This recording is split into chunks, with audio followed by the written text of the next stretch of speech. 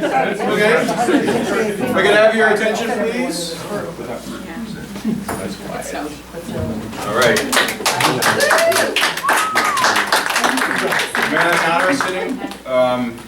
So it is with mixed emotions that we are here today, at least for me, to send Don off into his retirement. This is the second one that I've had to do in a couple of years. Nigel is still kicking around, so hopefully, Don, you can take from that example. Don't be a stranger after you've retired. You're welcome back. Based on Nigel's. What does this say about you that you keep on losing people? I'm next. I was actually just thinking about that. I was like, now I'm the oldest person in the group, so therefore I guess I'm next on the block. So perhaps you'll come back to that. But free coffee if you ever come back.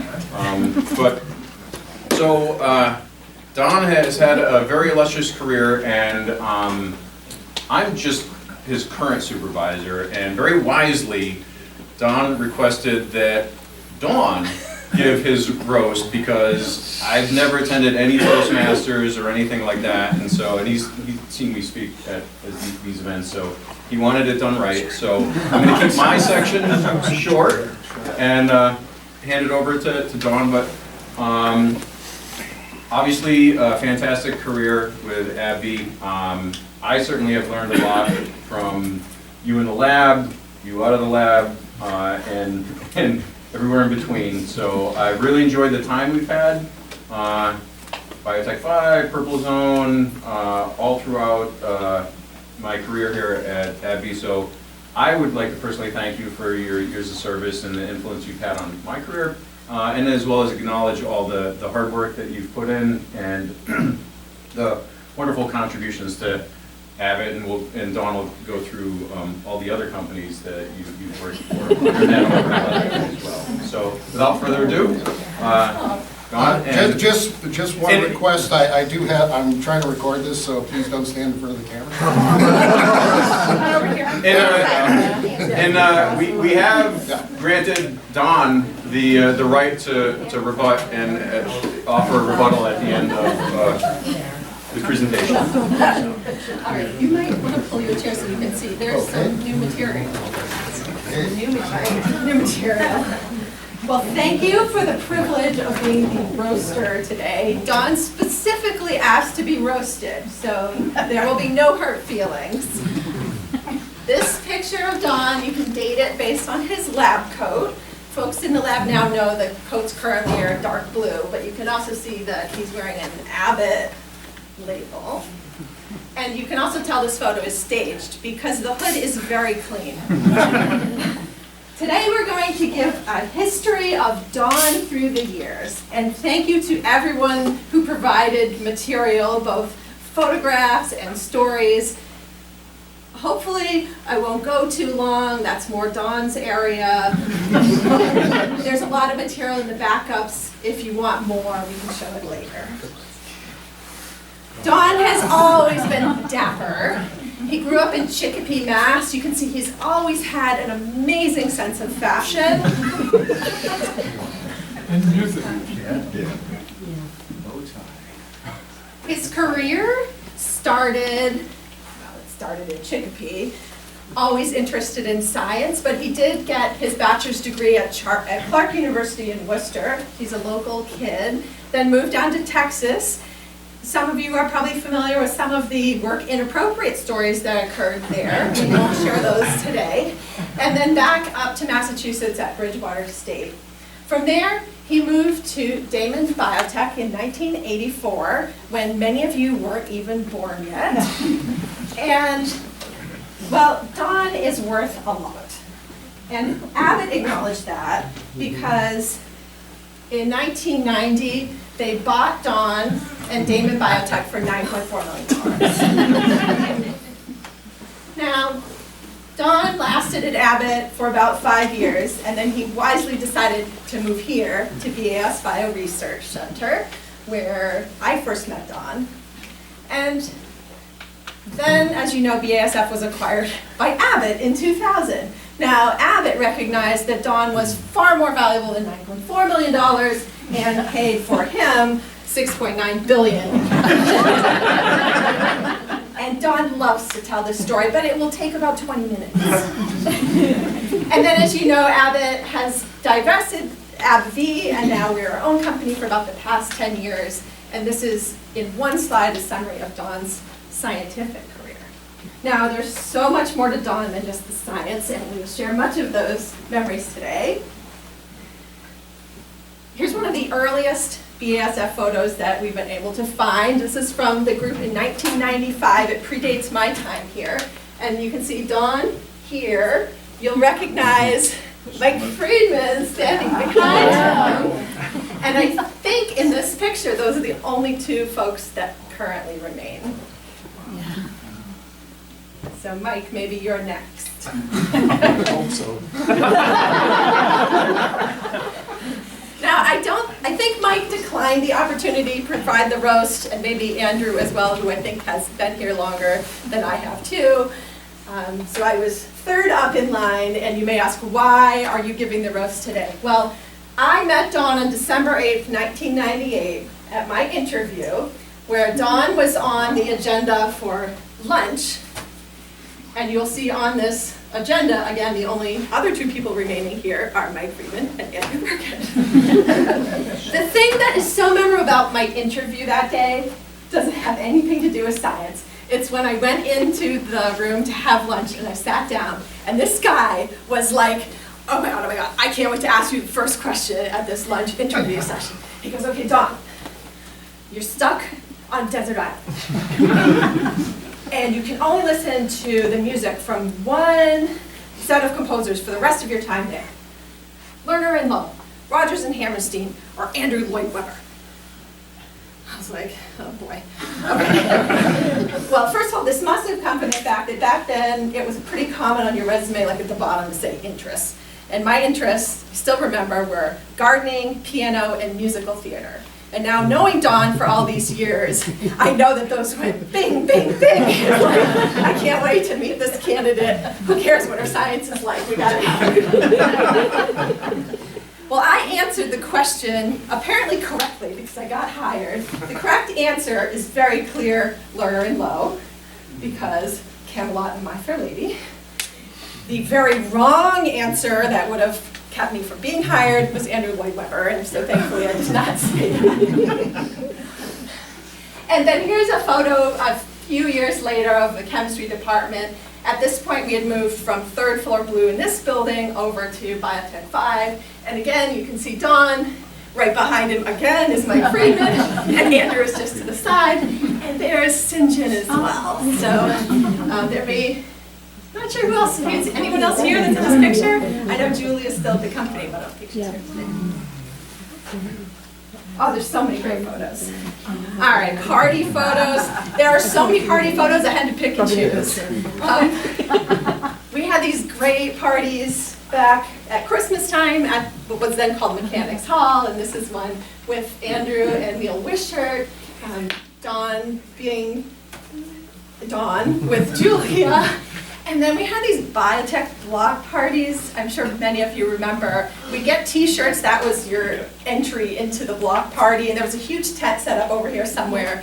And there was food and music and lots of booze.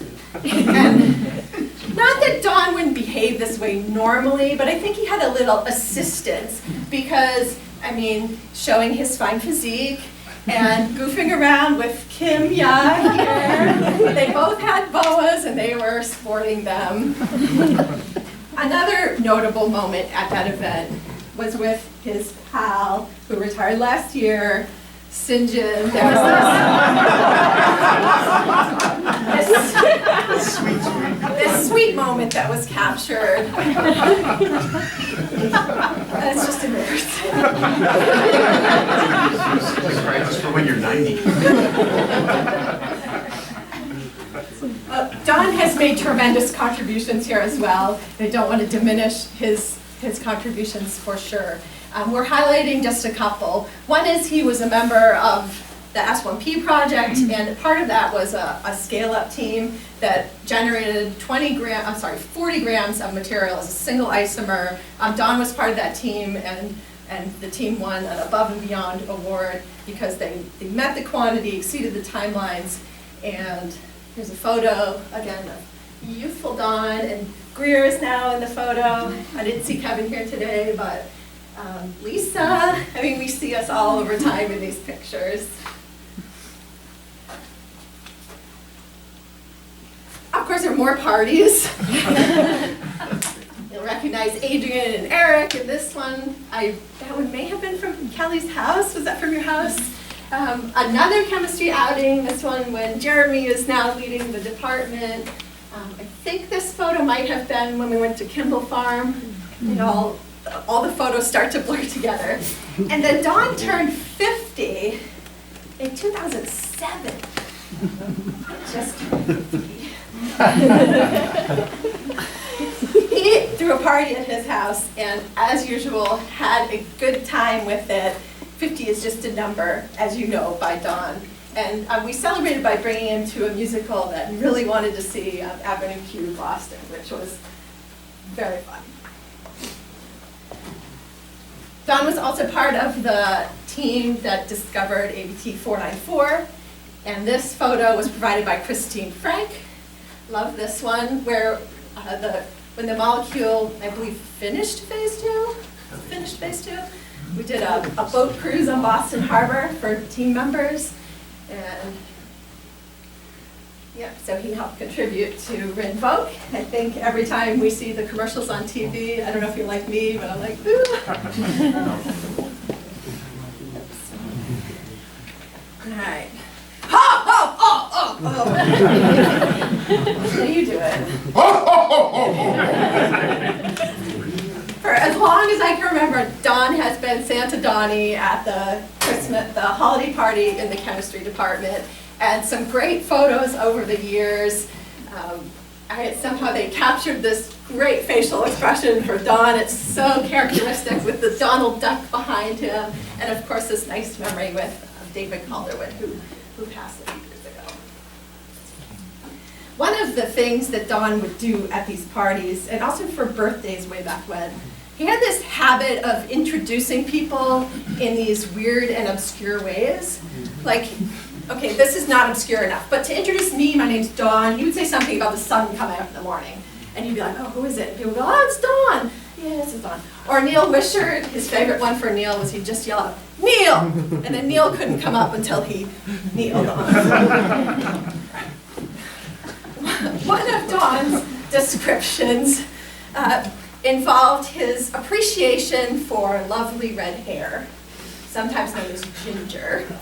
And we had a colleague with beautiful red hair, Christine, who's now at Lake County. She shared this story, so it's okay to tell it. He used some references to introduce Christine, Ginger, from Gilligan's Island. I had to practice that because I said it wrong. And also a Ginger, her name was Ginger, that was the drummer from Cream. And everyone was like, Ginger, Cream, Gilligan's Island, and he's like, Christine! And no one got it because the references were dated and obscure, and we still laugh about it till today. Don is very clever. Don also loves the camera. We filmed this little glimpse inside the labs at AbbVie in 2018. And in the very opening scene, you can see this is timestamp, 16 seconds. There's Don, proud at the hood. Teresa, who's here, is on the other side, working away. And the film wanders throughout the labs. And then, again, at the end of the movie, 3 minutes and 18 seconds, with 9 seconds to go, there's Don again. But for those of you that know the labs in Biotech 5, that first scene was from one end of the lab, and this scene is from the other end of the lab. And again, clearly staged because it's way too clean to be Dawn's hood.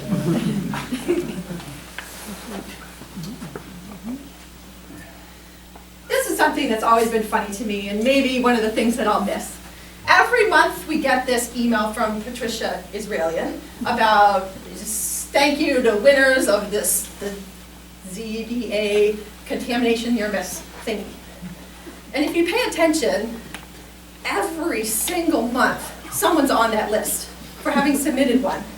And I don't know if it was to try and win a prize, or if he just really, really loves safety stuff, because he's always been a great safety officer. But I am going to miss opening those emails and not seeing Don Patterson on that list. Do I open it? You'll be like, oh, little Don. Don has a passion for public speaking and theater and all things performing arts related. He's been involved with Toastmasters for many, many years.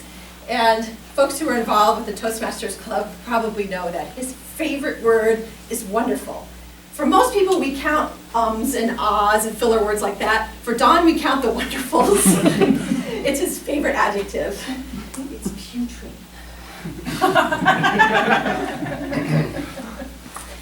Actually, This is one of the talks that, to me, was most memorable. He talked about this creature called the quacka, which I had never heard of. But I just found it fascinating because I really think the quacka and Don have a lot of similarities. And Don has competed in speech contests. He's very serious about it. And he blew this one up here because he won first place in this particular speech contest. He's got some mad skills. Don loves music, you probably know. It's one of the topics he likes to talk about. He plays the piano. For a period of time, we took piano lessons from the same instructor, and this was from a recital, I think in Natick, where he played. He plays the ukulele. He's written his own compositions, and he's singing a little melody to Barb Skinner, one of our colleagues from way back.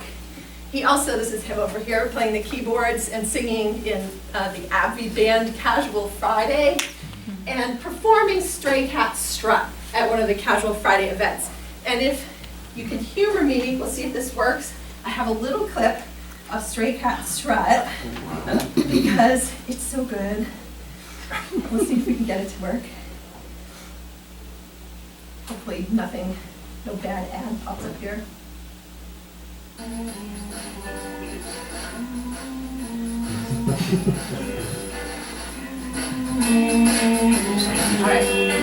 You'll have to watch about 45 seconds because there's a few movements here.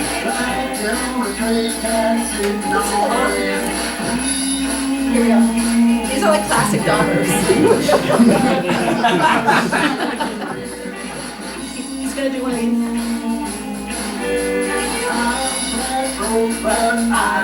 Here it comes.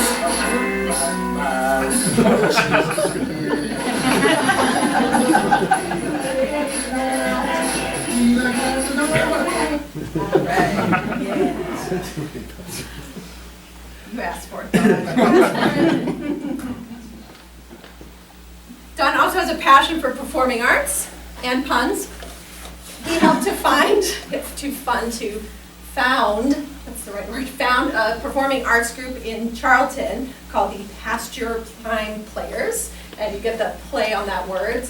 The group also formed the Pasture Prime Chorale, CHORALE, and the Pasture Bedtime Players, the children's group. Andrew's just shaking his head. It's so clever. Charlton's a cow town. The logo for the group is a comedy tragedy cow faces, established in 2009. And he clued me into this song called Past My Prime that really fits both the theater group and also Don. Would you like to sing a little duet? sure. Okay, come on up here. We're just going to sing this little verse from Past My Prime. I'm past my peak. Use an early antique. Look at this physique. Just hear the old bones creak. Where there was a glow. Ain't a glow no more. Now the wrinkles show. Where art thou, Romeo? Don,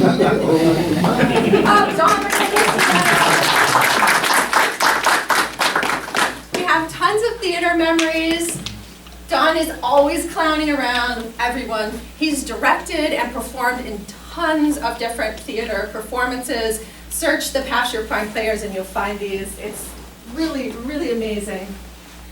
And Don's also involved with the Charlton Recreation Friends and Activities Council. I mean, talk about a guy who performs at work and does so many incredible things outside of work. If you read this article here, Don wrote a proposal in Charlton that got Amazon to contribute $350,000 to construct a band shell in Charlton, Massachusetts. Okay, now they didn't value Don quite as much as Abbott did, but you know, what can we do? And he's working to get another $200,000 matching grant from the Cultural Council. This guy never stops, and I don't think he's any chance of being bored in retirement. One of Don's other passions is gardening. This is just one example of the 700 named gardens that he and Mary have on their property in Charlton. It's just stunning. He has a particular passion for hardy cacti. You may think that cactuses can't grow in New England. You're wrong. He has a whole garden devoted to them, including this. He'll tell you the Latin name and all the history about it. But anyone who gardens here, if he hasn't already, ask him and he'll give you a little piece of this cactus. I now have one growing and blooming at my house as well. He also planted and grew these pawpaw trees. Anyone from the Midwest might know them. The pawpaw has a fruit that I've known as the Hoosier banana. It's like a creamy custard inside that tastes kind of banana-ish, but you can't get them here because they don't last very long. Well, Don planted these pawpaw trees, and like, I don't know, 12 years later, they finally bore fruit, and now you probably have more of them than you can stand to eat. And with that, I'll close with just some photographs over time of Don and Mary. Mary compliments Don so perfectly, starting with their prom about 1 million years ago, and their wedding, different photos. This was from a party in my backyard, and a photo from a recent trip that they took on vacation. And I thought it would be nice to close with this quote that Christine shared. She is going to envision Mary and Don sitting in that cacti garden, eating pawpaws and looking at all the other beautiful gardens. Sounds like a nice retirement indeed. So, congratulations, Don. All right, I'm not going to cry, but in case you do, here you go. We will miss you tremendously.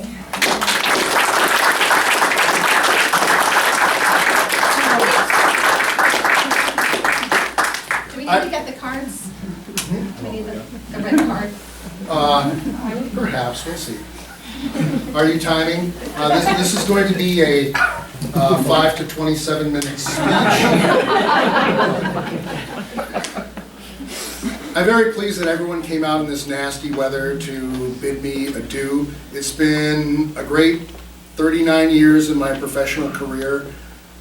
Had lots of ups and downs throughout, seeing all kinds of things. You haven't lived until you've worked for a small biotech company and you're very desperate on what's going to happen because you think every day is going to be the last and they're going to can everyone. It did happen that we came this close to having Damon Biotech bought by a firm that just wanted to buy it and then sell off all the material. It wasn't interested in all. Luckily, with regard to Abbott, we had a contract for urokinase at the time, and they found out it was cheaper for them to buy Damon Biotech to fulfill the contract that they had, and so that's why I ended up here, or originally in Abbott Park. Now, what I did there was I made polyamino acids for, it was a coating polymer for the technology which we used at the time, which was microencapsulation. And they were at that time paying something like, we were making polyl-ornithine, and I think they were buying it for something like $150 a gram, and they were going through kilos a week. And as a result, they would quickly have become bankrupt if they didn't find a better way, so they hired a few of us, and we came up with a process where we were able to, let's see, I think every week we made about 2 kilos of the polymer, and so you can kind of get how much money that was. And it's also why I'm not afraid of phosgene. Everyone's terrified of it. 4 days a week I had to go with 1 mole, 2 reactions with 1 mole of phosgene as a solution. Those of you who are chemists, you know that it's pretty nasty. It's a gas that was used, for example, in World War I. And so I always laugh when people are afraid to use phosgene. The other Still be afraid, please. The other funny thing was, I had an anti-interview when I went there, and I found out later on, they said, we don't care what they're like, we need someone who knows how to make these. So any chemist who wants to come over here, and I had this like really ridiculous interview. No one really asked me any questions, they just told me why I should come out to Abbott Park. And originally I had no intention of going there, and I came up with this list of demands I would make in order to go out there. Because I thought I was going to be someplace else. And I got there and started talking to HR, and they exceeded my demands. So I came back, and Mary will remember that. I said, well, maybe we better reconsider this. And as a result, it probably was a very good choice on my part. I worked in the process research department there for 5 years, and had lots of great times there. And then Mary and I wanted to come back to Massachusetts, so I saw the BASF one, and it was in Worcester. I'm going, wow, that's really like going home. I went there, it was great. It's too bad Pam Barney isn't here, because she was the first person I met here, and I interviewed, and it was interesting. I interviewed with the 3 German delegates at the time, as well as Bob Kamen, and I didn't have to give the German delegates weren't used to how you do interviews at the time, and they just kind of sat me down and talked to me, and Kurt Ritter was the one who was the one who's going to be really hard on everyone, and I happened to notice that he had written an article on triflates that I was familiar with. So I mentioned that, and I started talking about some stuff I was doing with triflates. He got so excited that it was something like, I had a 45-minute, and 40 minutes had gone by with us just talking about triflates. And finally he said, well, I guess I better ask you some question too. And so he asked me his standard question. And he showed this molecule and said, how would you like it? And of course I looked at it and said, wow, my favorite chemistry is Diels-Alder. I love Diels-Alder reaction. That's how I make that. And he got really excited because that's the right answer. And so then it went well with the other German delegates. I met with Bob Kamen, and I'm probably one of the few people who would interview with the president of the company for, a master's level position. And I met with him, and he started talking to me, and he said, so, what do you think of combinatorial chemistry? And this is when combinatorial chemistry was, you put 100 different reactions in one little pot, and if it hits, you're going to deconvolute it. I said, I think it's absolute nonsense of trying to do it. And he's going, no, it's what everyone's doing. It's the greatest thing since sliced bread. I go, oh, okay, wrong on that one. And then the second one he asked me was, so, what do you think about, molecular modeling? I go, well, it's good once you know the answer, but you can't use it to find the correct answer. He goes, oh no, everyone's using it. I go, oh, well, strike two. I think I did a small bunt and made it to first base with the third choice. I don't recall, but those two I do recall. But then Kurt, anyway, as I was going back, he leaned over and said, yeah, we'll get back to you in a couple days. Yeah, don't worry. We're going to hire you. 3 weeks later, I'm going, crap. I guess I blew it talking about payment. But no, it just took a little bit of time. So that was an interesting thing. Another interesting story I'll tell you is because one of my colleagues at Abbott Park went from working in the lab to working in the department that was involved in buying companies. And we heard all these things, and everyone thought we would be going to Indiana, but no, it turns out Abbott suddenly came out of nowhere. We had no idea that Abbott was going to go, so I immediately went over. called my good friend Laura Melcher early in the morning, as soon as I knew she was in the office, like, oh, okay, Melcher, what's the scoop? And she goes, just a second, let me check. She goes, okay, I can tell you. Yeah, we bought you. And the curious thing was, I said, oh, is it for, you bought us for D2E7? She goes, no, we don't think that's going anywhere. She said, no, the reason why we bought you is because we failed to buy 3 other companies, and our stock is taking a hit. So the reason why they bought, the reason why Abbott bought BASF Bioresearch is because they wanted to do something to increase their stock value. So that's kind of thing. I probably shouldn't have said that, but that's, that was funny because she was the one who was negotiating it. Who would have thought that would happen? So I guess that's really just about everything I want to say. I just want to thank everyone for everyone that I've met, both in the chemistry department, all the things I've learned through the various things, all my various bosses, even Greer. It's kind of sad, obviously, that David Calderwood passed away. He was my boss for a few years, and it was really sad that we couldn't make it that one last time. We had hoped to see him one last time, but unfortunately he wasn't feeling good enough for us to go out and see him. But, thanks, David. Really appreciate what you did for me, as well as all the other people who were my boss at one time. Even Bern Janssen was my boss. He was mine and Mike's boss, and he just wouldn't let go of us, even though we were already, I was supposed to work for Calderwood, and Mike was supposed to work for Wishart. And Bern wouldn't let go of us. He kept on coming over, and it was like, what was it, 3 months? 3-4 months that he kept on going, oh, let's go over. But finally, I said to Dave, I said, this is kind of hard, us doing the 2 things. Can you try and push it a little bit? And he finally did. And I'm trying to think if there's any other interesting stories I can tell over the years. There's too many to... no, I don't think I'll tell the one story about the... You can tell the rest of Mary. Yeah. I don't think I'll tell the Mary Kay story. Okay, well, please join me. Before we do it, I'd like my lovely wife, Mary, to please come up. Why?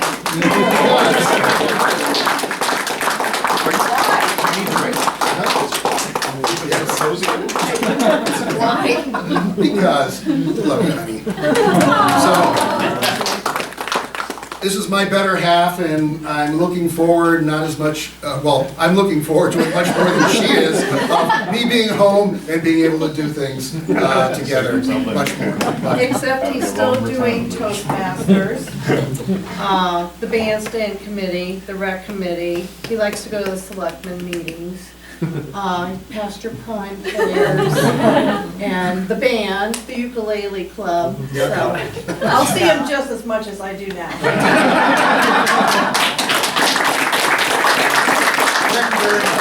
Thank you, Don, and everyone, there's cake, so, and if Don remembers any stories, please feel free to come catch the follow-up stories from Don as we cycle in and out, and congratulations again, cake for everyone, thank you all for coming.